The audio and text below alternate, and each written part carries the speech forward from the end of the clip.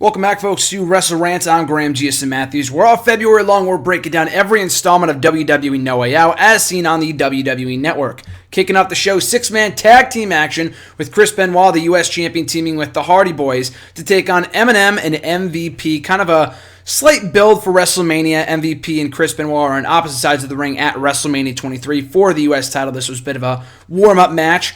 Originally, they didn't really mention it on the pay-per-view itself. I didn't realize this when I watched this pay-per-view. I only realized this going back and reading other people's thoughts on the show, that apparently a ladder match was supposed to take place at this show between the Hardy Boys and Eminem. For whatever reason, it was canceled. We got this match instead. It would have been a great match. We ended up getting the Money in the Bank ladder match the following month anyway, which was great, so it didn't really matter too much. But I thought it was weird that they kind of switched it up and they put Benoit and MVP in there instead. But regardless, it was a fun match that furthered the feud between Benoit and MVP. I would have given the heel side the victory just because the Hardy Boys dominated Eminem for as long as they were together. They beat him at December to Dismember on Raw, SmackDown, ECW, the Royal Rumble, and they beat him again here. So I was a bit shocked they didn't give the victory to the heels, especially to give MVP some more heat going into WrestleMania. I mean, they would accomplish that right before the pay-per-view, but I thought it would have been better had the heels gone over here. Not a huge offense, but still a very fun match to kick off the show. After that, a Cruiserweight Open, which is kind of a staple here at the No Way Out pay-per-view for whatever reason. I don't know why. I talked about it before, but the No Way Out shows are known, or were known, for their Cruiserweight Opens, gauntlets, whatever, what have you. This was another one of these matches, but it was made a little bit more special and a little bit more fun with the unpredictability of it. Gregory Helms had steamrolled through, I think, 3 or 4 different people before getting upstaged by Jimmy Wang Yang, officially ending Gregory Helms' 1-year-plus reign as Cruiserweight Champion, which began all the way back at the 2006 Royal Rumble. It came completely out of nowhere. I don't really think it mattered much anyway. I thought it was a bit anticlimactic. It was unpredictable. No one expected it. The crowd gasped, but the reign itself was nothing notable. I mean, the Cruiserweight division towards the end there really wasn't anything notable at all. It was just random-ass matches. Jimmy Wang Yang, Gregory Helms, he didn't defend the belt that much anyway. He was kind of flirting with the mid-card scene, so why he had the belt at that point was kind of confusing. And he also spent some time out on the sidelines due to an injury, but that's neither here nor there. But still a fun match.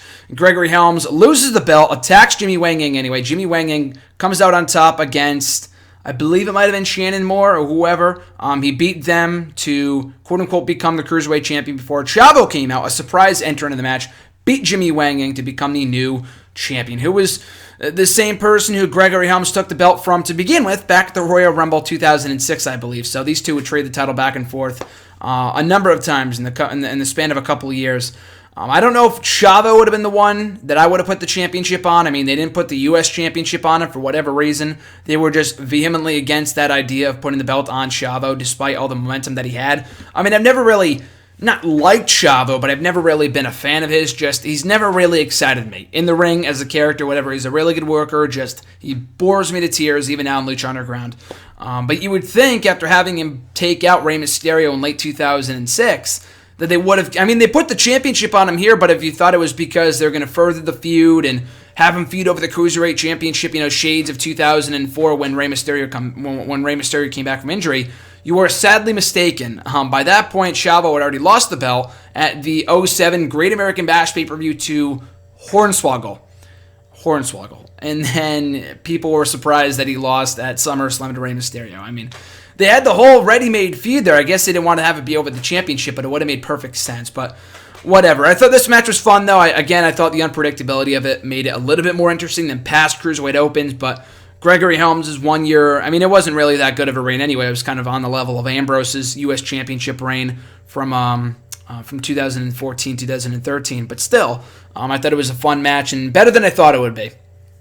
After that, a tag team match, Finlay and the Little Bastard, otherwise known as Hornswoggle, as I mentioned before, taking on the Boogeyman and Little Boogeyman. Just dumb fun. It was a stupid match, but fun at the same time. I thought it was all right. Finlay and Little Bastard pick up the victory. Not much more needs to be said there. Kane taking on Booker T, a feud that I believe began back at the Rumble, so they did have some history here.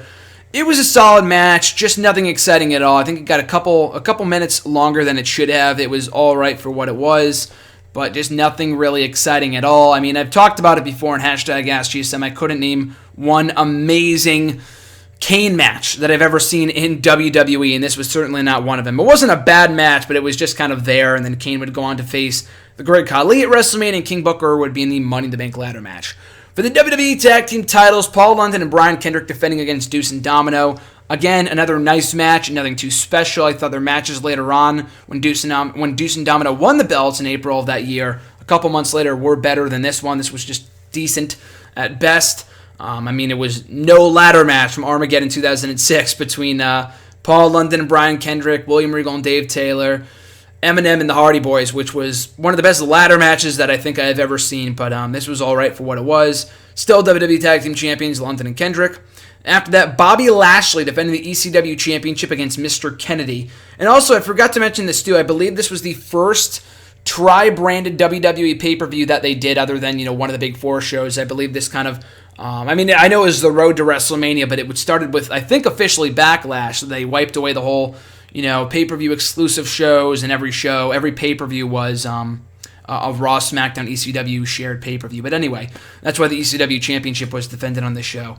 The match sucked. Bobby Lashley and Kennedy had zero chemistry whatsoever. They were obviously priming Lashley to face Umaga at WrestleMania to represent Bobby Lashley. Bobby Lashley was representing Donald Trump at WrestleMania. Who might be our next president of the United States, which interpret that as you will. Anyway, for those of you outside the States, it doesn't even matter anyway. I'm not a big politics person, so I won't get into that. But I thought this match was not good. The crowd certainly didn't like it at all. They shat all over this. They said Lashley sucks. This is boring.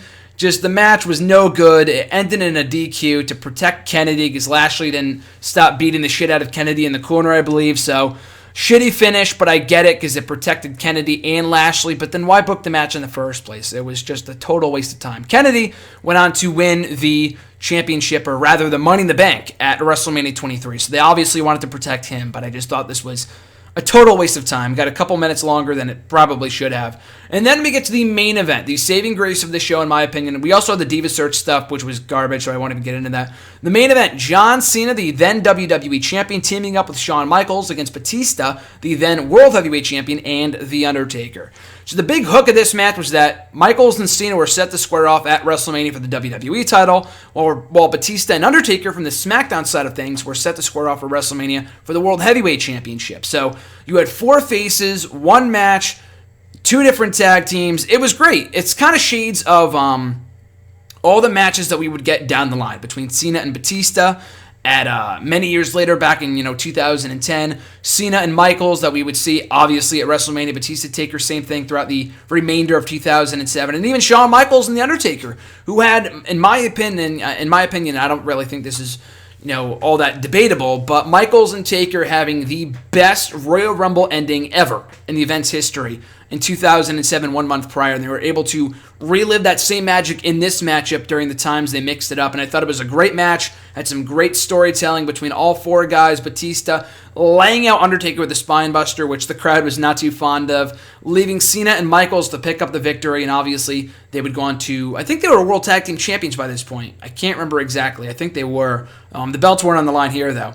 But I thought it was a really good match, and the rest of the show I didn't really think was all that great anyway. So if there's any one match to watch from the show, needless to say, it's the main event. Everything else was mediocre in comparison. The opener was good. Everything else was all right. So, not really worth going out of your way to see. The Cruiserweight Open was interesting, I guess. Finlay and Little Bastard versus Boogeyman. And Little Boogeyman was dumb fun, but not must-see. Kane and Booker was forgettable. The tag team title match was nice, but nothing too special.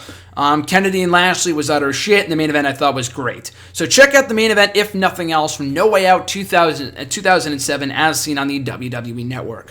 But until next time, guys, when I break down, I don't know when this is going up, but I will have my review of WWE Fastlane 2015 up here on the channel. Again, this might be going up on the Saturday, and if it is, check out Fastlane review tomorrow. If it's going up after the fact, then that review is already up here on the channel. You guys know better than I would, because I'm putting this up. I'm recording this a few weeks in advance, so I have no idea when this is going up. But regardless, though, I will have my reviews of No Way Out 2008 and 2009 coming up in the weeks ahead. But until then, guys, be sure to tweet me and follow me on the Twitter at WrestleRant. Find me on Facebook at facebook.com/Graham.Jason.Matthews. All the links are down below, including my website, nextairwrestling.net. And until next time, guys, be sure to like, comment, share, and subscribe. All support is greatly appreciated. I'm Graham Jason Matthews, and I'll catch you folks down the road.